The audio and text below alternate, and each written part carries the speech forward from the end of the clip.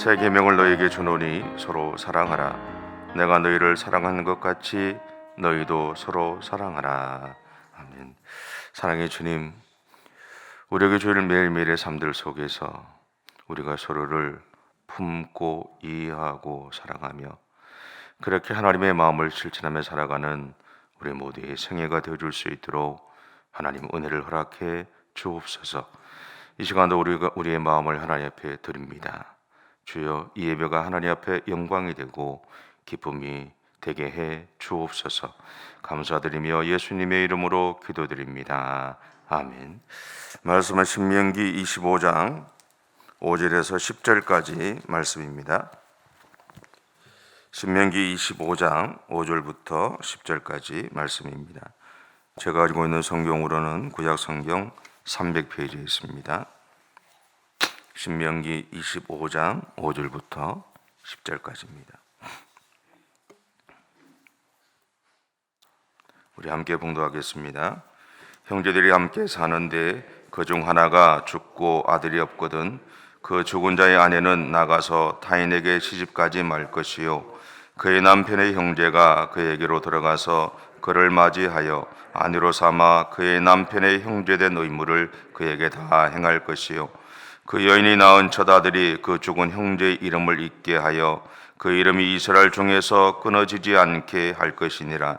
그러나 그 사람이 만일 그 형제의 아내 맞이하기를 절개하지 아니하면 그 형제의 아내는 그 성문으로 장로들에게로 나아가서 말하기를 내 남편의 형제가 그의 형제의 이름을 이스라엘 중에 잊기를 싫어하여 남편의 형제된 의무를 내게 행하지 아니하나이다 할 것이요 그 성읍 장로들은 그를 불러다가 말할 것이며 그가 이미 정한 뜻대로 말하기를 내가 그 여자를 맞이하기를 절개하지 아니하노라 하면 그의 형제의 아내가 장로들 앞에서 그에게 나아가서 그의 발에서 신을 벗기고 그의 얼굴에 침을 뱉으며 이르기를 그의 형제의 집을 세우기를 절개 아니하는 자에게는 이같이 할 것이라 하고 이스라엘 중에서 그의 이름을 신복김 받은 자의 집이라 부를 것이니라.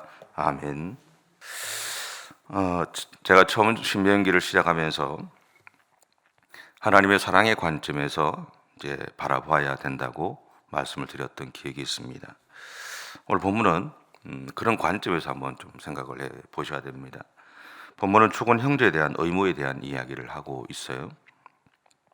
이 의무의 내용은 죽은 형제가 아들이 없는 경우에는 그 형제들이 죽은 형제의 아내와 결혼해서 대를 잇게 하는 것이었습니다.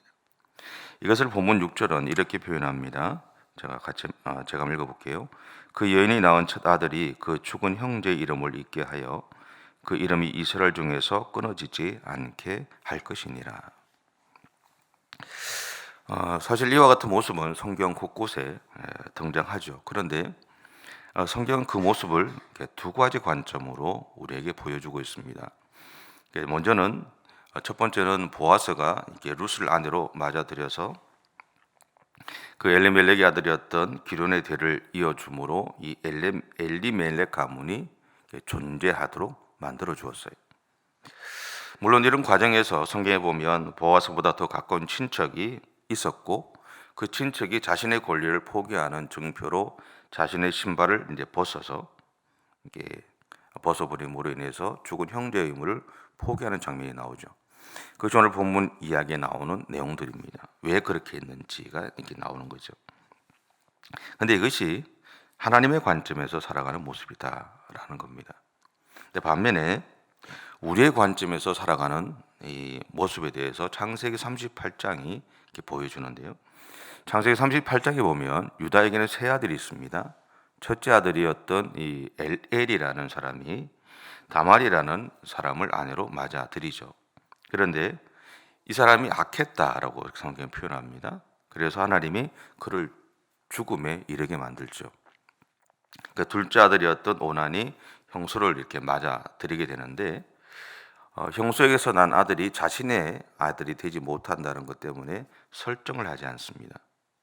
근데 하나님이 그것이 하나님의 앞에서는 이렇게 악으로 보여졌고 하나님이 그 또한 죽음을 당하게 만듭니다. 그런 모습들을 바라보았던 유다가 자신의 셋째 아들인 셀라까지 죽을까 싶어서 다말에게 그를 남편으로 보내는 것을 주저하게 되고 시간을 끌게 됩니다. 그런 와중에서 다말은 결국 시아버지인 유다에게서 이렇게 아이들을 얻게 되죠. 그런 어떤 아주 이상한 일들이 일어나게 됩니다. 우리의 관점에서 이렇게 바라보면 행하게 되는 모습들이죠. 또 하나 신약에서 보면 사두개인들이 예수님을 찾아와서 부활이 없음을 주장하기 위해서 내건 문제도 사실은 죽은 형제의 의무였습니다. 그런데 이 또한 우리의 관점에서 접근했던 것이죠. 근데 여기서 예수님은 부활에 대해서 그들이 오해했다고 말합니다. 왜냐하면 비록 죽은 형제의 아내와 결혼하여 자녀를 낳고 살게 되겠지만, 그래서 이 땅에서는 남편과 아내라는 관계로 살아가지만 죽음 이후에는 우리가 더 이상 이 땅의 관계에 얽매이는 것이 아니라 우리 모두는 신랑 되신 예수님의 신부로서 온전히 하나님과 함께 살아가게 되기 때문이다라고 말하죠. 그렇다면 본문에서는 왜 하나님은 죽은 형제의 의무를 이야기하고 있을까라는 겁니까? 본문에서 말하는 것처럼 단순히 이스라엘 역사에 있어서 그 가물이 사라지는 것을 막기 위함이었을까요?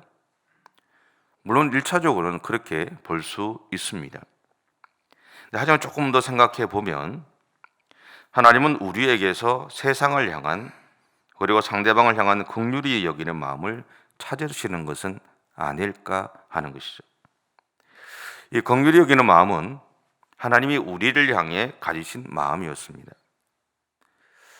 한편으로 이것은 우리에게 일어난 일에 대해서, 그리고 우리가 겪어내야 하는 삶의 아픔에 대한 측은지심이 아닐까 하는 생각을 하게 됐어요. 아담과 하와의 불순종 이후에 우리에게 주어진 죄의 굴레에서 벗어나지 못하고 영원한 죽음을 향해 갈 수밖에 없었던 우리들을 향해서 하나님은 긍휼의 마음으로 예수님을 우리에게 보여주셨죠. 그래서 예수님은 오늘 우리의 삶의 자리까지 내려오셔서 우리를 향한 마음을 품으시고 자신의 생명으로 우리가 가진 죄의 값을 치르셨습니다. 그 결과 지금 예수님을 믿는, 그리고 믿고 있는 우리는 더 이상 죄의 굴레에서 살아가지 않게 되었죠. 이것이 우리가 받은 구원의 은혜입니다. 그리고 이것이 우리의 믿음의 현주소이기도 하죠. 곧 우리는 이제 하나님의 자녀가 되었고 하나님의 백성으로 하나님이 다스리시는 나라에서 살아가고 있다라는 거죠. 그 나라 속에 살아가고 있지만 여전히 어려움도 있고 아픔을 겪지만 분명한 것은 하나님의 다스림 가운데 살아가고 있다라는 거죠. 이렇게 생각하시면 됩니다. 이스라엘 백성들이 광야 생활을 40년 했잖아요. 그때 구름 기둥과 불 기둥으로 하나님이 그들의 삶을 다 이끌어 가셨지만 그 40년 동안 그들의 삶은 아무런 어려움이 없었던 삶이 아니잖아요. 사람이 살아가면서 겪어내는 모든 것들이 그들의 삶 가운데 있었습니다. 구름 기둥과 불 기둥이 그들을 늘 보호했지만, 하나님이 늘 그들과 함께 하셨지만, 하나님이 그들의 삶을 이끌어 가시는 그 모든 삶을 살아갔지만 그들의 삶에는 희노애락이 다 있었다라는 거죠. 오늘 우리들도 마찬가지다라는 거예요. 때때로 우리가 우리 인생 가운데 지금 하나님이 없는 것처럼 살아가고 있지만, 그럼에도 불구하고 오늘 지금 우리는 하나님이 다스리시는 그 나라 속에서 현재 살아가고 있다는 사실들을 기억하십시오. 그 이야기는 하나님이 지금도 나의 삶을 보호하고 계신다라는 것이죠. 그러게 하나님은 오늘 형제의 의무를 통해서 우리에게서 우리를 향한 하나님의 긍휼하심을 우리가 삶의 현장에서 실천하기를 원하시는 것은 아닐까요? 이것을 다르게 표현하면 하나님은 이스라엘 민족으로 대면되는 세상 모든 사람들이 죄로 인해서 사라지는 것을 원하지 않으신다라는 것이죠. 오히려 세상이 하나님의 백성으로 하나님의 다스리심을 받으며 살아가기를 원하신다는 거예요. 그래서 이러한 하나님의 마음을 이스라엘 민족의 역사를 통해서 한 가문도 그 역사의 현장에서 사라지지 않고 보존되기를 바라시는 모습으로 보여주고 계신다라는 것. 우리가 세상에 나가서 그리스도인답게 살아가야 되는 이유, 그리스도인으로서 그리스도의 편지로 세상의 빛으로 소금으로 살아가야 되는 이유가 바로 여기에 있는 것이죠. 나를 통해서 우리가 이미 받은 그 긍휼의 마음을 가지고 세상을 향한 하나님의 사랑을 실천하며 살아가는 것, 그것이 하나님이 오늘 죽은 형제의 의무를 통해서 세상을 구원하고자 하시는 하나님의 마음을 우리에게 보여주고 계신다라는 것입니다. 그러기에 형제의 대를 잇게 하는 것은 의무는 의무가 아니라 사랑입니다. 사랑함으로 형제의 대를 이어주는 것이고, 사랑함으로 세상을 향한 하나님의 사랑을 품고 살아가고 실천해야 한다는 것입니다. 그것이 결국 어려울 수도 있지만 우리는 능력이 없어도 하나님의 능력이 계시잖아요. 우리에게 그 일을 맡기신 하나님을 신뢰하시면서, 그리고 우리에게 능력 주신 하나님을 믿으시면서 오늘 또 여러분의 삶의 현장에서 우리 안에 있는 이 긍휼함을 실천하며 살아가는 저와 여러분의 삶이 되시기 바랍니다. 기도하겠습니다. 사랑의 주님, 감사합니다. 연약한 우리들을 하나님의 자녀로 삼아주시고 하나님의 백성으로 세워주셔서 감사합니다. 하나님께서 우리를 사랑해 주시고 품어주셨던 것처럼 그 사랑을 받은 우리가 우리의 삶의 현장에서 그 사랑을 나누고 실천하며 살기에 부족함이 없도록 우리에게 힘과 능력을 허락해 주시옵소서. 주께서 오늘도 우리와 함께 주실 것을 믿고 감사드리며 예수님의 이름으로 기도드립니다. 아멘.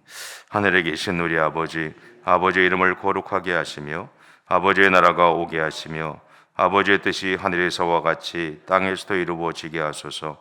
오늘 우리에게 일용할 양식을 주시고 우리가 우리에게 잘못한 사람을 용서하여 준 것 같이 우리 죄를 용서하여 주시고 우리를 심에 빠지지 않게 하시고 악에서 구하소서. 나라와 권능과 영광이 영원히 아버지의 것입니다. 아멘.